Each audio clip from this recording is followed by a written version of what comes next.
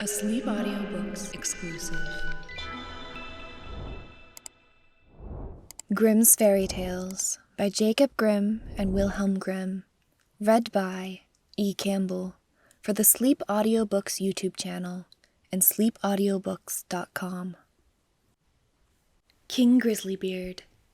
A great king of a land far away in the east had a daughter who was very beautiful, but so proud and haughty and conceited that none of the princes who came to ask her in marriage was good enough for her, and she only made sport of them.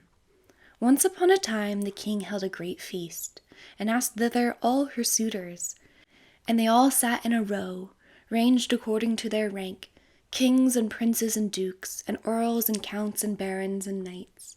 Then the princess came in, and as she passed by them, she had something spiteful to say to every one. The first was too fat. "He's as round as a tub," said she. The next was too tall. "What a maypole," said she. The next was too short. "What a dumpling," said she. The fourth was too pale. She called him Wall-face. The fifth was too red, so she called him Coxcomb. The sixth was not straight enough, so she said he looked like a green stick that had been laid to dry over a baker's oven. And thus she had some joke to crack upon every one. But she laughed more than all at a good king who was there. "Look at him," said she. "His beard is like an old mop. He shall be called Grizzlybeard." So the king got the nickname of Grizzlybeard. But the old king was very angry when he saw how his daughter behaved, and how she ill-treated all his guests, and he vowed that, willing or unwilling, she should marry the first man, be he prince or beggar, that came to the door.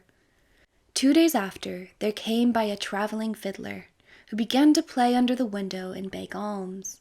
And when the king heard him, he said, "Let him come in."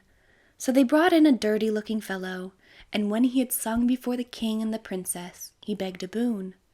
Then the king said, "You have sung so well that I will give you my daughter for your wife."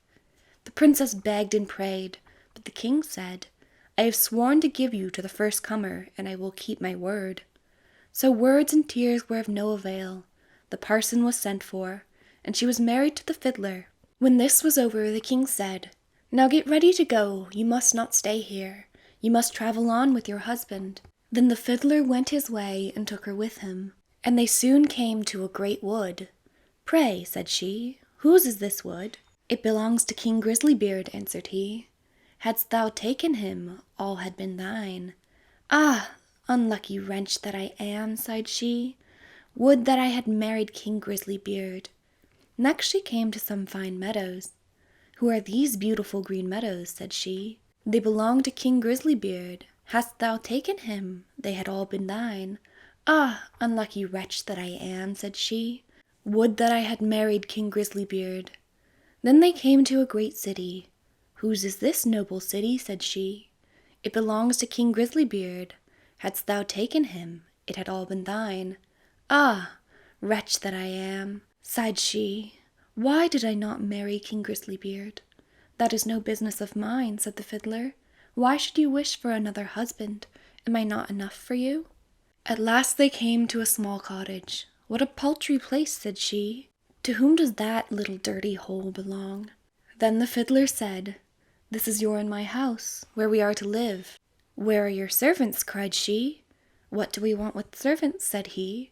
"You must do for yourself whatever is to be done. Now make the fire, and put on water and cook my supper, for I am very tired."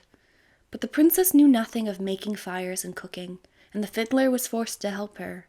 When they had eaten a very scanty meal, they went to bed. But the fiddler called her up very early in the morning to clean the house. Thus they lived for 2 days, and when they had eaten up all there was in the cottage, the man said, "Wife, we can't go on thus, spending money and earning nothing. You must learn to weave baskets." Then he went out and cut willows and brought them home, and she began to weave, but it made her fingers very sore. "I see this work won't do," said he. "Try and spin. Perhaps you will do that better." So she sat down and tried to spin, but the threads cut her tender fingers till blood ran. "See now," said the fiddler, "you are good for nothing. You can do no work. What a bargain I have got! However, I'll try and set up a trade in pots and pans, and you shall stand in the market and sell them." "Alas," sighed she, "if any of my father's court should pass by and see me standing in the market, how they will laugh at me." But her husband did not care for that, and said she must work, if she did not wish to die of hunger. At first the trade went well, for many people, seeing such a beautiful woman, went to buy her wares, and paid their money without thinking of taking away the goods. They lived on this as long as it lasted, and then her husband bought a fresh lot of ware, and she sat herself down with it in the corner of the market. But a drunken soldier soon came by, and rode his horse against her stall, and broke all her goods into 1,000 pieces. Then she began to cry, and knew not what to do. "Ah, what will become of me?" said she. "What will my husband say?" So she ran home and told him all. "Who would have thought you would have been so silly," said he, "as to put an earthenware stall in the corner of the market, where everybody passes? But let us have no more crying. I see you are not fit for this sort of work. So I have been to the king's palace, and asked if they did not want a kitchen maid, and they said they will take you, and there you will have plenty to eat." Thus the princess became a kitchen maid, and helped the cook do all the dirtiest work, and she was allowed to carry home some of the meat that was left, and on this they lived. She had not been there long before she heard that the king's eldest son was passing by, going to be married, and she went to one of the windows and looked out. Everything was ready, and all the pomp and brightness of the court was there. Then she bitterly grieved for the pride and folly which had brought her so low. And the servants gave her some of the rich meats, which she put into her basket to take home. All on a sudden, as she was going out, in came the king's son in golden clothes, and when he saw a beautiful woman at the door, he took her by the hand, and said she should be his partner in the dance. But she trembled for fear, for she saw that it was King Grisly who was making sport of her. However, he kept fast hold, and led her in, and the cover of the basket came off, so that the meats in it fell about. Then everybody laughed and jeered at her, and she was so abashed that she wished herself 1,000 feet deep in the earth.